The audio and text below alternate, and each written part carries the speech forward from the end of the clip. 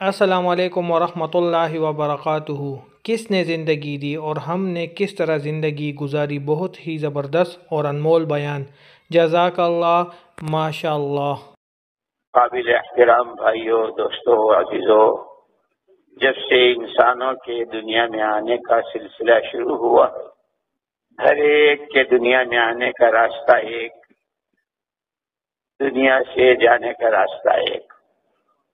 پیدائش کے راستے سے آئے ہیں، آ رہے ہیں، آئیں گے۔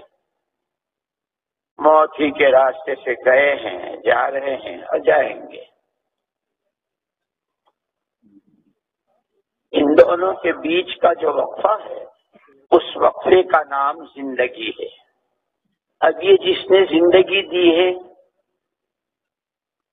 ایک تو طریقہ وہ ہے جو زندگی دینے والے نے ہر زمانے میں انسانوں کو اپنی آسمانی کتابوں اور صحیفوں کے ذریعے اور انبیاء کرام اور رسول اعظام علیہم الصلوۃ والتسلیمات کے ذریعے دیا۔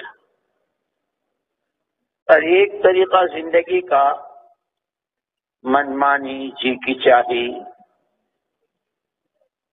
اور صرف آنکھوں دیکھی کو سامنے رکھ کر جینا، راتیں، دن، ہفتے، مہینے، سال گزار دینا، جس کو قرآن نے کہا ہے یعلمون ظاہرا من الحیات الدنیا، کہ وہ صرف انہی ساری چیزوں کو جو انہیں آنکھوں سے دکھتی ہے، پوری زندگی کی ترتیب، جان کی، مال کی، صلاحیتوں کی، غم و خوشی کی، اسی کو سامنے رکھ کر کے گزارتے ہیں۔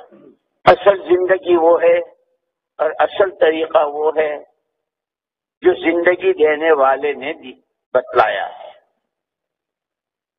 اسی کے لیے انبیاء کرام اور رسول اعظام علیہم الصلوۃ والتسلیمات کو ہر زمانے میں امتوں اور قوموں کے لیے نمونہ قرار دیا۔ جو زندگی ہم چاہتے ہیں، جو زندگی ہمیں پسند ہے، جس کے ساتھ تمہیں ہمارے پاس آنا ہے، اور اس پر جو ہمارے بڑے بڑے انعامات کے وعدے ہیں، اس پر تمہاری یہ چند روزہ دنیاوی زندگی کے لیے بھی، اور اصل زندگی جو سکرات سے شروع ہوتی ہے اور پھر اس کا خاتمہ نہیں ہے، اس پوری زندگی آخرت کی زندگی کے لیے جو ہمارے بڑے بڑے وعدے ہیں انعامات کے، اس سارے کا دار و مدار تمہاری اس چند روزہ زندگی پر ہے۔ یہ چند روزہ زندگی، اس میں ہم نے تمہیں ہر ایک فرد بشر کو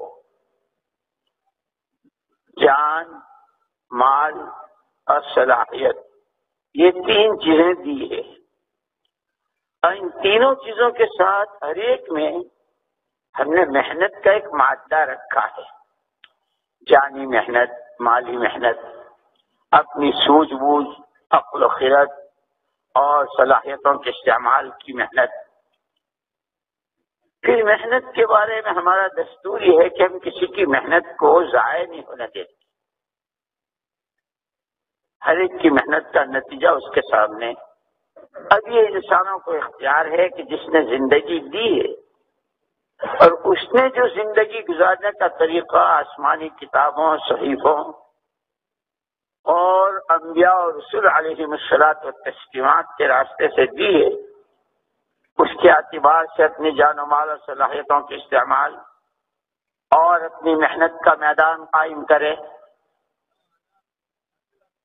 جس محنت کی بنیاد ہی ایمان سے شروع ہوتی ہے۔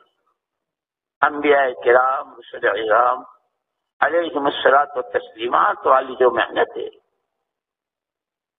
اس محنت کی بنیاد ایمان سے ہے، ایمان، اعمال اور آخرت۔ اس لیے تمام انبیاء اور تمام رسول علیہم الصلوۃ والتسلیمات کی مشترکہ محنت اول سے آخر تک وہ خالص ایمان کی دعوت، اور اس دعوت میں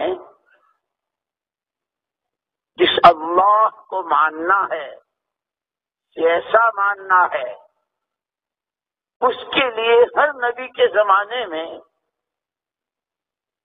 اس وقت میں جو نقشے موجود ہوئے، ہر نبی کی دعوت اس زمانے کے موجودہ نقشوں کے مقابلے میں رہی۔